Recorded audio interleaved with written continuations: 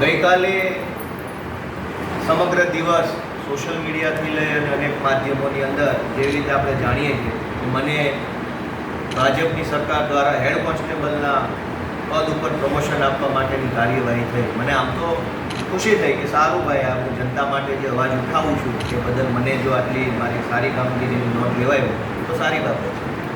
પણ આ આખી ઘટના સોશિયલ મીડિયામાં ચાલી કે ગોપાલ ઇટાલિયાને હેડ કોન્સ્ટેબલનું પ્રમોશન મળ્યું છે. એના પછી અમદાવાદ શહેર પોલીસનો એક ખુલાસો આવ્યો, પ્રેસ નોટ થયો.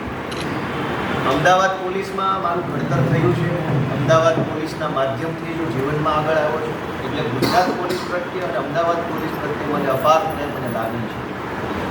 ગુજરાત પોલીસ મારો પરિવાર છે, અમદાવાદ પોલીસ મારું ઘર છે, ત્યાંથી હું ભણાયો છું, ત્યાંથી હું આગળ વધ્યો છું. મારા અનેક મિત્રો આજના તારીખમાં પણ કોન્સ્ટેબલ છે, પીએસઆઈ છે, પીઆઈ છે, એએસઆઈ છે, એમની સાથે પારિવારિક સંબંધ છે. આખા ગુજરાતમાં અનેક હજાર પોલીસવાળા મિત્રો લાગણીથી મારી હારે ડાયરેક્ટલી જોડાયેલા છે. ગઈકાલે જ્યારે આ હેડ કોન્સ્ટેબલના પ્રમોશનવાળા સમાચાર વાયરલ થયા તો કટાક્ષમાં ઘણા લોકોએ મને શુભેચ્છાઓ પાઠવી, અભિનંદન આપ્યા અને આગ્રહ કર્યો કે આવી જાઓ ભાઈ, હવે તમારી હારે મળીને આપણે નોકરી કરીશું. એમ જોકે એ શક્ય નથી. મેં એક મોટા લક્ષ્ય તરફ મારું જીવનનું યોગદાન આપવાનું નક્કી કર્યું છે. પરંતુ અમદાવાદ પોલીસની જે પ્રેસ નોટ આવી એ બાબતે આજે ખુલાસો કરવા માટે આપણે આ પ્રેસ કોન્ફરન્સમાં ઉપસ્થિત છીએ. હું ખૂબ જ સન્માન સાથે અને ખૂબ માન સાથે અમદાવાદ પોલીસની આ પ્રેસ નોટને ખંડન કરું છું. આ પ્રેસ નોટ તદ્દન પાયાવિહોણી છે. આની અંદર જે કંઈ માહિતી આપી છે એ ખોટી અને ભ્રામક માહિતી છે. એ વાત અલગ છે. મને ઘણા બધા પોલીસ અધિકારીઓએ ફોન કર્યા, મેસેજ કર્યા અથવા વાયા મારા સુધી વાત પહોંચાડાવી કે ગોપાલભાઈ તમારી વાત સાચી છે, 8 પાસ ગૃહમંત્રીના રાજમાં દરેક અધિકારી મનથી કંટાળેલા છે કે ગ્રેજ્યુએટ અધિકારીઓએ 8 પાસના અંડરમાં નોકરી કરવા. આવો બળાપો કાલે ઘણા લોકોએ મારા સમક્ષ વ્યક્ત કર્યો, નામ નહીં દેવાની શક્તિ. અમદાવાદ પોલીસે જે પ્રેસ નોટ આપી છે એમાં એવું લખ્યું છે કે પોલીસ કોન્સ્ટેબલમાંથી હેડ કોન્સ્ટેબલની બઢતી આપી અને જગ્યાઓ ભરવા માટે પ્રવર્તતા યાદીના આધારે વિગત મંગાવેલ છે. એટલે પોલીસનું એવું કહેવું છે કે ભાઈ આ હેડ કોન્સ્ટેબલના પ્રમોશનનું લિસ્ટ નથી, પરંતુ પ્રવર્તતા યાદી એટલે કે સિનિયોરિટી લિસ્ટ છે. મારું એમ કહેવાનું છે કે હું પોલીસ ખાતામાં છેલ્લા 10 વર્ષથી છું જ નહીં, તો મારી વિગત શું કામ મંગાવો છો ભાઈ? જે છે એની મંગાવો ને. પ્રવર્તતા યાદી હોય તો પણ મારું નામ એમાં ન હોવું જોઈએ, પ્રમોશનનું લિસ્ટ હોય તો પણ મારું નામ એમાં, ટૂંકમાં મારું નામ હોવું જ ન જોઈએ પહેલાં પ્રથમ. પરંતુ આગળ વાત છે પોલીસની પ્રેસ નોટ કે આ 887 કર્મચારી વિરુદ્ધમાં કોઈ ખાતાકી તપાસ, ફોજદારી કે એસીબી ચાલુ છે કે કેમ એની માહિતી મંગાવે છે.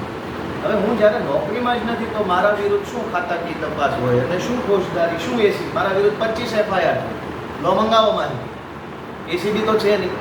તો આ એક ખોટી વાત છે. હું હમણાં તમને એક બહુ અત્યંત ગંભીર કૌભાંડ તરફ ધ્યાન દઉં છું. હવે એમાં એવું કહે છે કે શ્રી ગોપાલ ઇટાલિયા સને 2012માં પોલીસ ખાતામાં હાજર થયેલ હોય તેથી તેમનું નામ યાદીમાં છે, પરંતુ તેમના નામની સામે કોઈ પોલીસ સ્ટેશન દર્શાવવામાં આવેલ નથી. એટલે મારું નામ લખ્યું છે ત્યાં સામે ખાનું ખાલી છે એવો ખુલાસો કરે છે અમદાવાદ શહેર પોલીસ. મને જાણવા મળ્યું અમદાવાદ પોલીસ તરફ કે એ આખા લિસ્ટમાં ખાલી ગોપાલ ઇટાલિયાના નામની સામે ખાનું ખાલી છે એવું નથી, અનેક નામની સામે ખાનું ખાલી છે.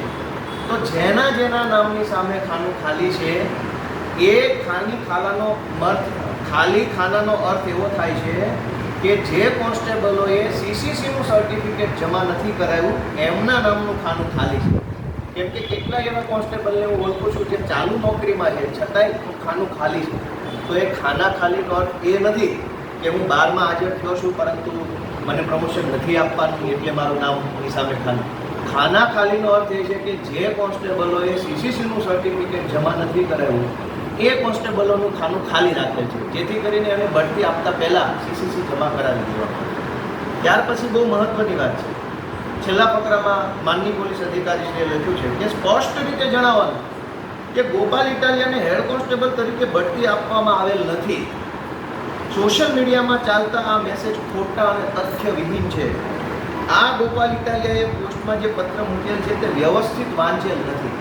મારું એવું જ માનવું છે કે અમદાવાદ શહેર પોલીસના અધિકારીએ પત્ર વ્યવસ્થિત વાંચેલ નથી. હું એ જ કહું છું જે એ કહે છે. અમારા બંનેનું કહેવાનું એક જ છે કે એણે પત્ર વ્યવસ્થિત વાંચેલ નથી.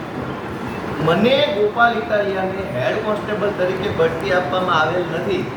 એના કરતાં પણ ગંભીર સવાલ એ છે કે ગોપાલ ઇટાલિયા રાજીનામું જ્યારે આપ્યું ત્યારે પોલીસ કોન્સ્ટેબલ એટલે કે પોલીસ લોકરક્ષક તરીકે ફરજ બજાવતા હતા. એટલે કે 5 વર્ષના ફિક્સ પગારના પ્રોબેશનમાં હું નોકરી કરતો હતો.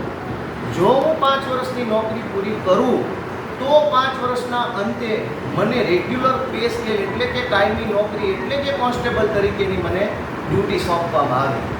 હું જ્યારે રિટાયર્ડ થયો મેં રાજીનામું આપ્યું ત્યારે હું કાયમી નોકરીના કોન્સ્ટેબલ તરીકે ફરજ નહોતો બજાવતો, પરંતુ 5 વર્ષના ફિક્સ પગારના કર્મચારી તરીકે નોકરી કરતો હતો. મેં 5 વર્ષ પૂરા કર્યા જ નથી પોલીસ ખાતામાં, એટલે મને કાયમી કર્મચારી તરીકે કોન્સ્ટેબલનું ક્યારેય પણ ડ્યુટી મળી જ નથી.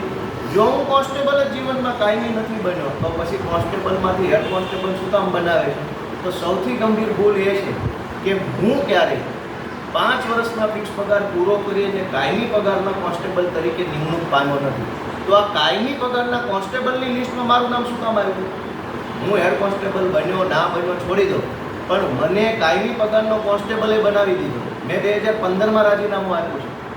મારી સાથેના તમામ લોકરક્ષકો 5 વર્ષના ફિક્સ પગારવાળા લોકરક્ષકો છે એને 2017માં કાયમી પગારના કોન્સ્ટેબલ બનાવવામાં આવ્યા.